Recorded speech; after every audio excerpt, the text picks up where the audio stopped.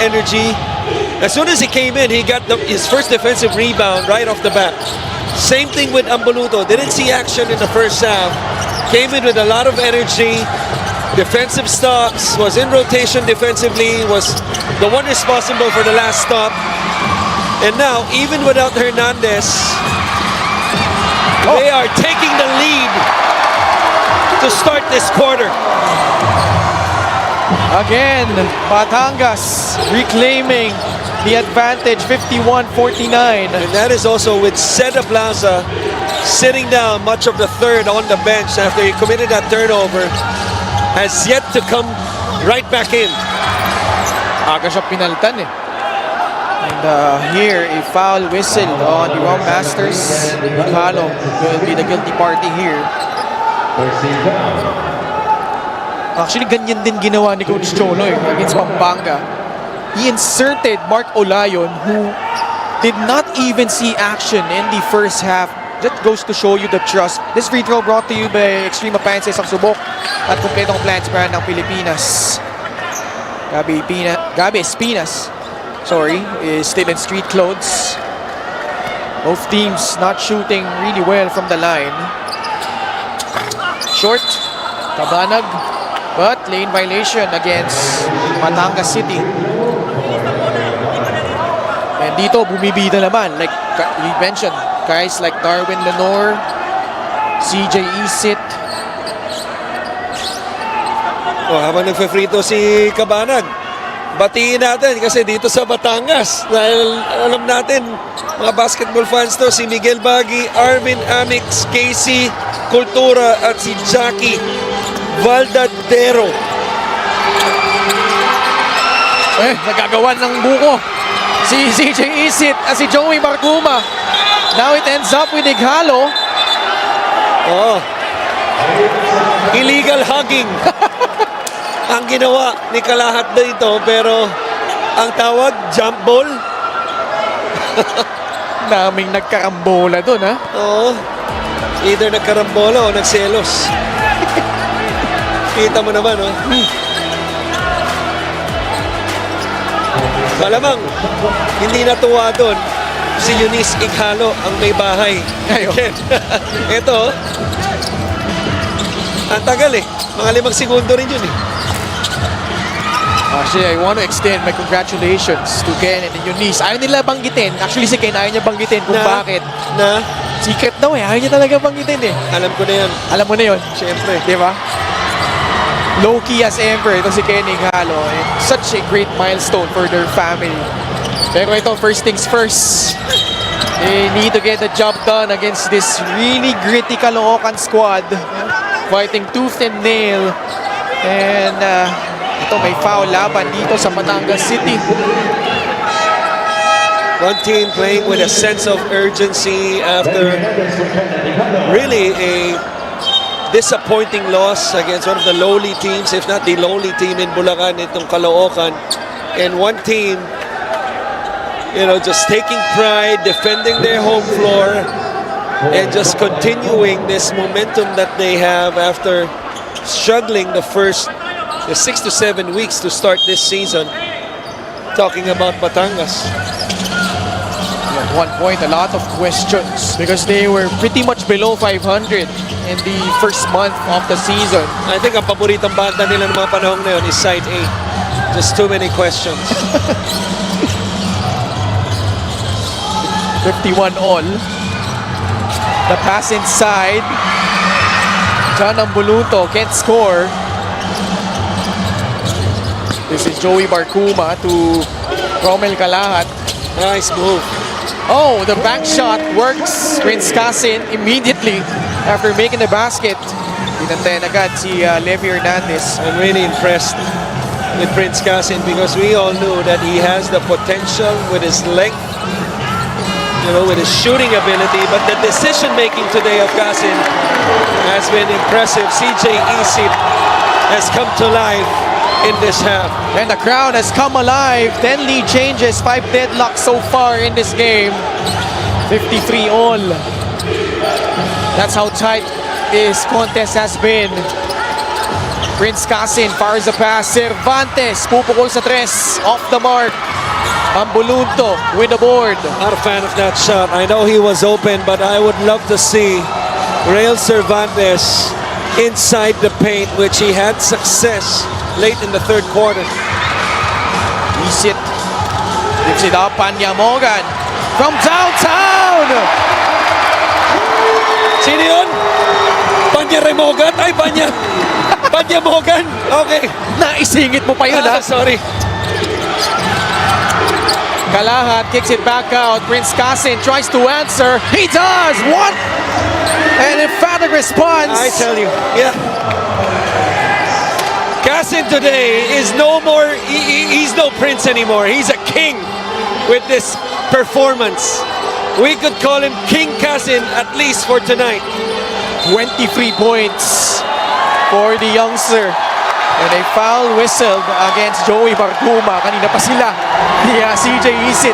We're gonna have a round of replays and we're gonna start with this one. Panyaremogat for 3. Ang layo eh. Pero ito, binawi ka agad ni King Casin. Sagutan ng dress between the former JRU Heavy Bomber and the former St. Clair Saint. Papasok ulit si Ronnie Matias. Out comes Rael Cervantes. The crowd is really cheering dahil si CJ Isit sa si Joey Barguma having a matchup of their own. The smallest guys on the floor, Hernandez against Prince Casin. What a matchup. Hernandez fades away. Book it.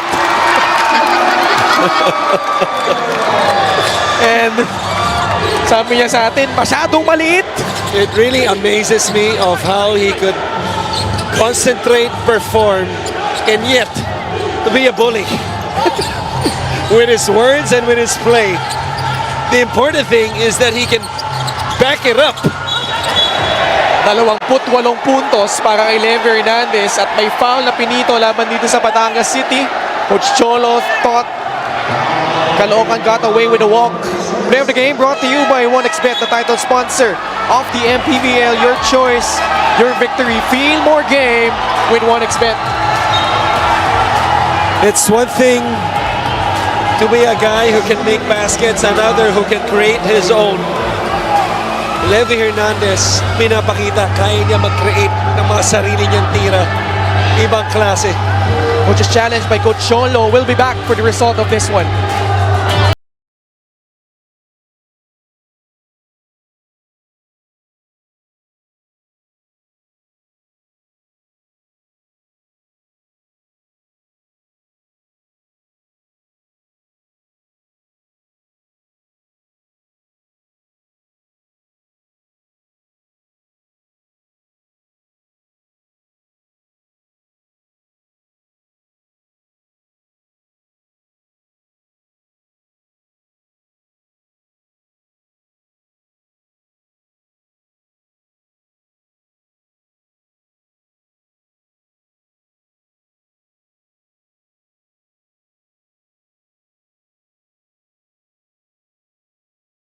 Challenge was unsuccessful. Napailing si Coach Cholo dahil bigo siya dun sa challenge na yon. Let's see it here. Sa mga nanonood hindi lang po yung mga sawi sa love life ang nabibigo. Pati mga coaches din tulad ng mga missed calls na ganito. Okay, so hindi kayo nag-iisa sa mundo. Tandaan niyo yan. Tingin ni Coach Cholo travel pero may tulak daw. Barguma. Laban pa rin kay CJ Isit. Trailing by 2. Caloocan Batang Ganggalu. Prince Casin. That one, it rattles out. Darwin Denor with another rebound. I thought he got clipped on the right elbow. Denor has to cross the half-court line. Naagawan ni Ronnie Matias. Matias finishes on the other end. How about that? The steal and the finish to complete it. Not so much lift sa layup na yun ni Ronnie Matias, but a lot of English sa gitna.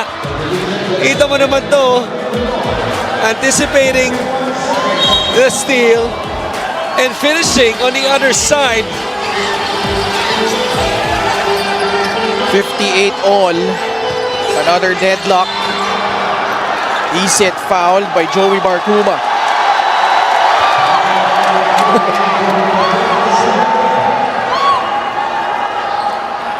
And Coach Mike looks like he wants a challenge as well. And he will get it at the 5-minute and 9-second mark of the fourth quarter. Tabla ulit, 58 all. At papalikan natin ang resulta ng challenge na yan.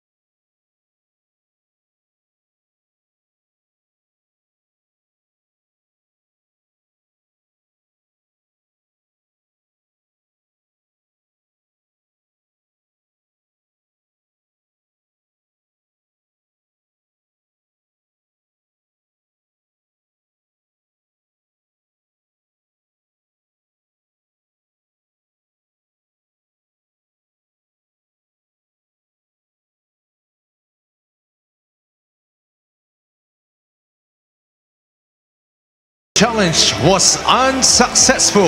Dahil ang sabi ni Coach Chris, hindi nag-iisa si Coach Cholo, maging si Coach Mike bigo din sa challenge na ito. Let's see here. This was the foul whistle against Joey Barkuma.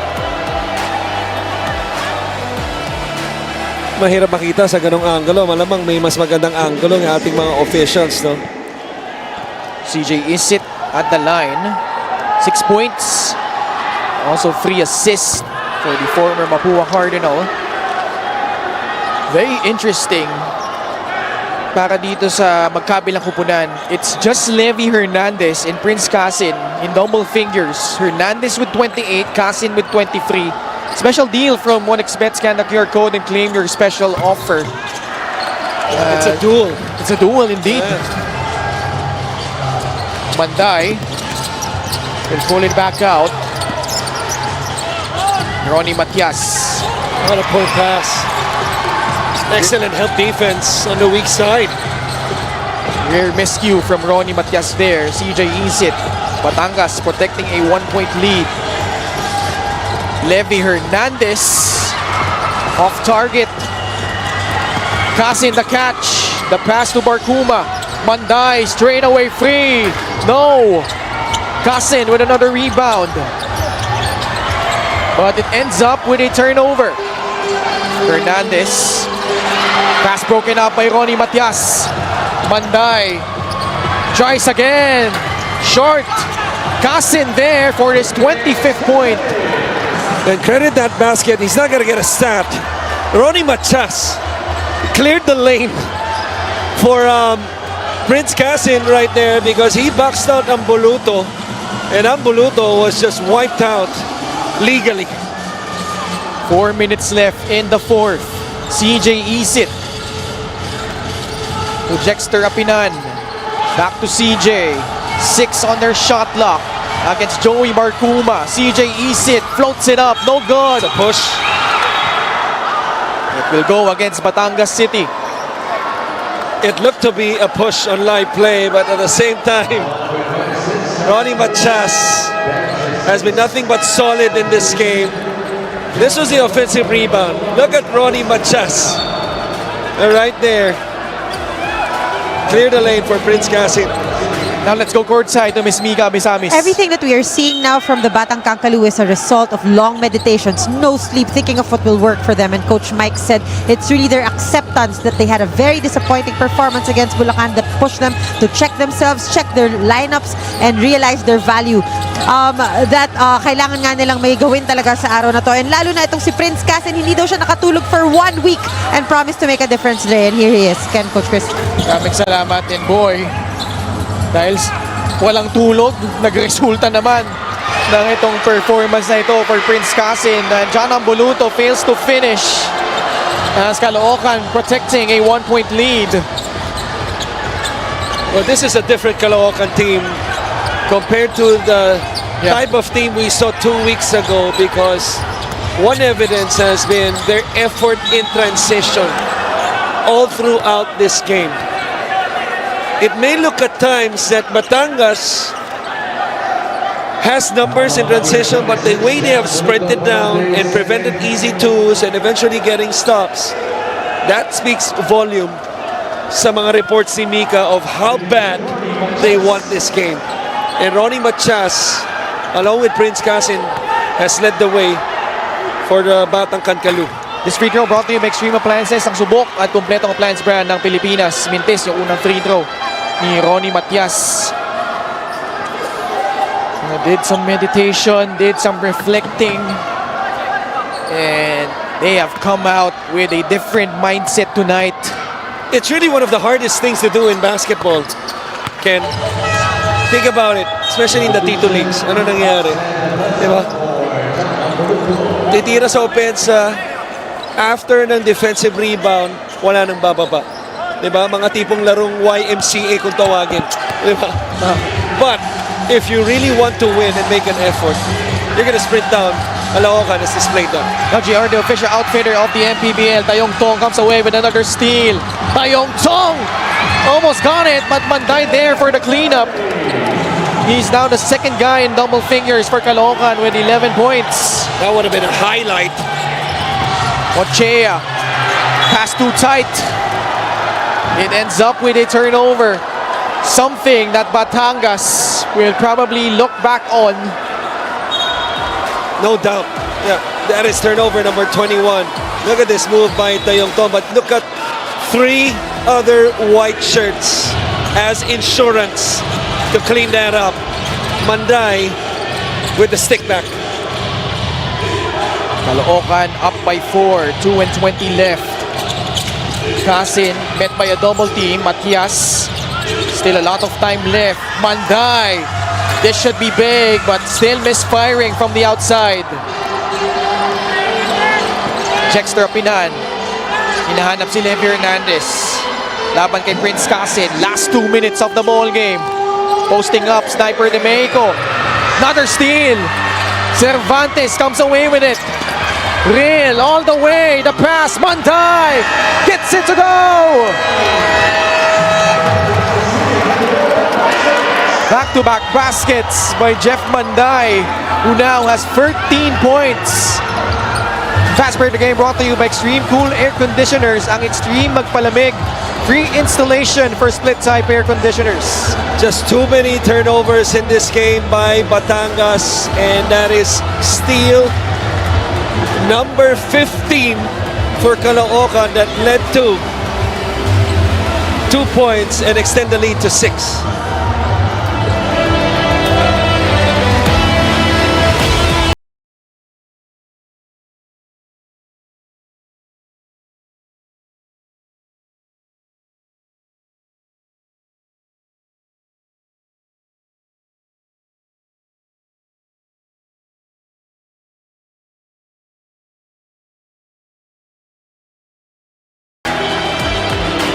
Commissioner Kenneth Doremnes, Head of Operations, Head of Security, Rudy Distrito, and ASCOM Satur.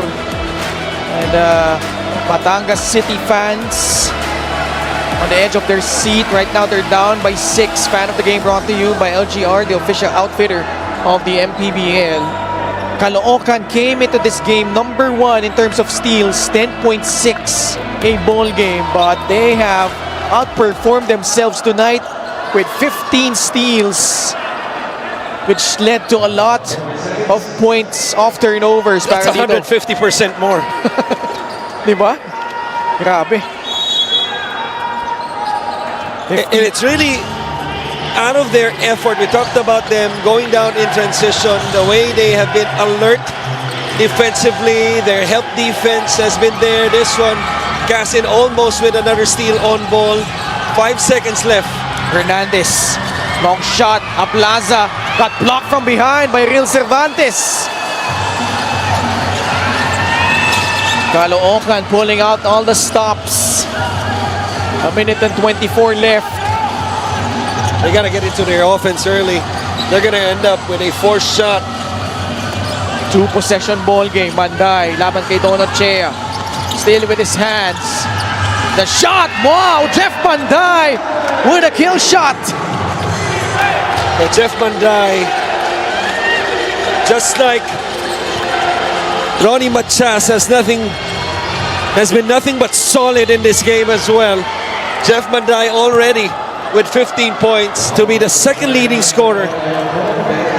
And with that shot, that could be the dagger. Gixer, great move of the game. Born for greatness. Beautiful escape right here, using the pump fake. And then getting a high percentage shot with 1 foot inside the paint and showing the touch. 57.9 seconds remaining. Still a lot of time for Batangas, although we're seeing some people heading to the exits already. 3-possession ball game. And also the misses from the line have really been costly for Batangas City.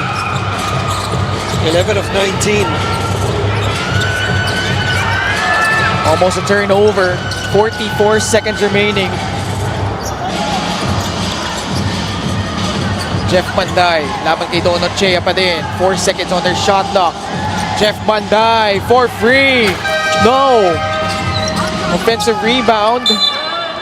It will end up with Caloocan still. 29.3 seconds left. Coach Mike Sagingit will sue for time. And that ball kept alive by Real Cervantes, who has also come to life here in the second half. We'll be back after the short break.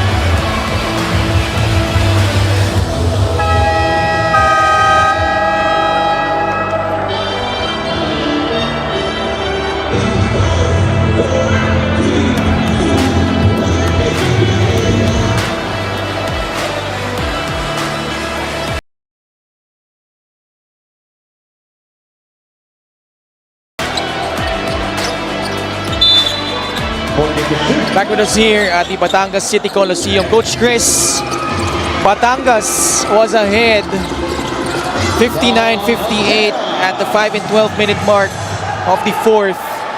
And then 9 straight points by Caloocan before that basket by Donald Chea, pretty much giving them some separation. Still a 2-possession ball game. A steal, almost.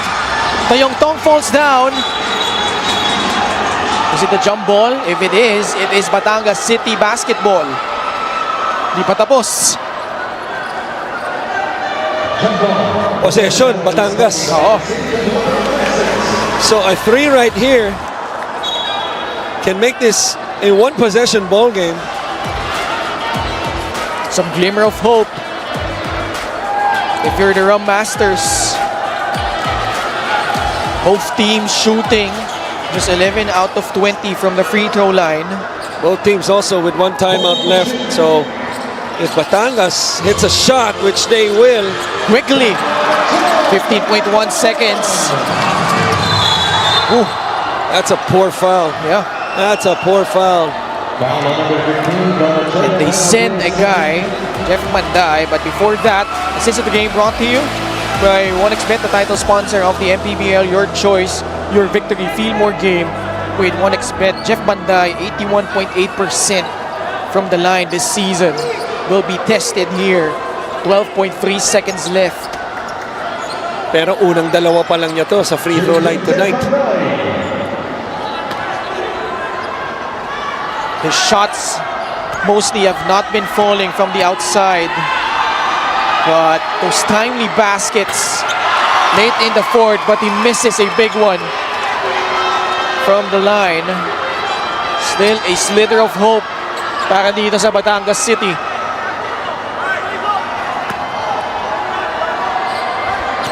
Still one timeout left for the Rum Masters. And I think they're going to take it. Coach Cholo will map out the play, down by 5. 12.3 seconds left. Obviously, they will move it up to the front court. And let's see if Coach Cholo Villanueva could pull out another trick here up his sleeve. Down by 5. And we'll probably listen in.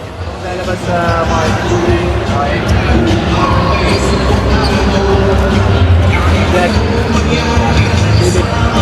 ready, set. Okay, you go Jack, yan ang hinahanap natin. Pasok ka lang mo dito Philip, walang offensive foul.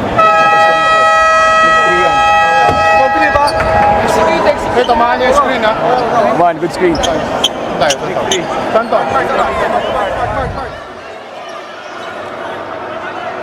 Let's see here. They need either, doesn't matter if a 2 or a 3, need a quick basket here. With 12.3, time not on their side, Coach Chris. Yeah, interesting decision. No, obviously pinasok si Olayon. You know, I think possession prior, and he's still in the game. And inbounding the basketball, Caloocan in a zone. Wow! Panyamogan making them pay with a 3. Still not yet over. Wow! And my wow is not because of the shot, but the change of defense. It was a flat zone, and this is just a simple pop out to the top of the key.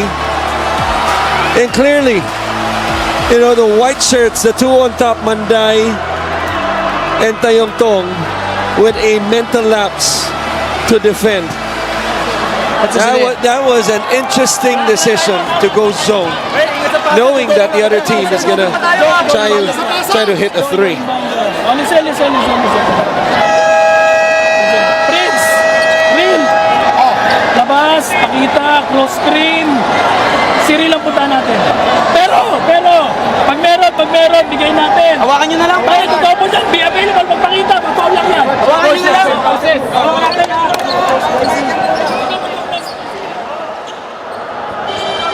All right, 9.7 seconds left. 2-point lead. Very important if you're Caloocan to just inbound the basketball here. Not only that, you have to give it to your best shooter. Pinasok si Jeremy Cabanag. So I expect the ball to end up in Cabanag or Prince Casin's hands. Manday trapped, but Hernandez recognizing time not on their side, gives up the foul. No more timeouts for both teams. But a lot of time, especially if Manday misses 1 of 2 or maybe misses 2, a lot of time to push the ball to the other side and try to tie or even win the game. But Manday makes up so far for the first miss on the last trip. Let's see if he can complete this pair. Free throw here will be huge. We'll go back up by 2 possessions. Manday calmly sinks both. That's the game. Olayon, they have to go quick. Olayon to Jextra Pinan, but just 1.9 seconds remaining. Cabanag, 0.8 seconds. But with no more timeouts, although I think Batangas seeks to put some time back. Tingin nila may oras pa, no? Probably around a little over 1 second. They will review it. But boy, what a game this was. Defensive battle to begin. Caloocan clawed their way back from that early deficit in the first quarter. And Batangas, actually their second unit was the catalyst in that third quarter run. And babalik tayo doon, no? 59-58 yung naging talaan. And then a 9-0 run. 9-0 run. It went up to 8. Then Batangas, one last push. Ngayon na ibaba nila sa dalawa, but 1.2 seconds left. All Jeremy Cabanag has to do here is either make both, or actually could even miss the second. Just make both. Oo, yun lang.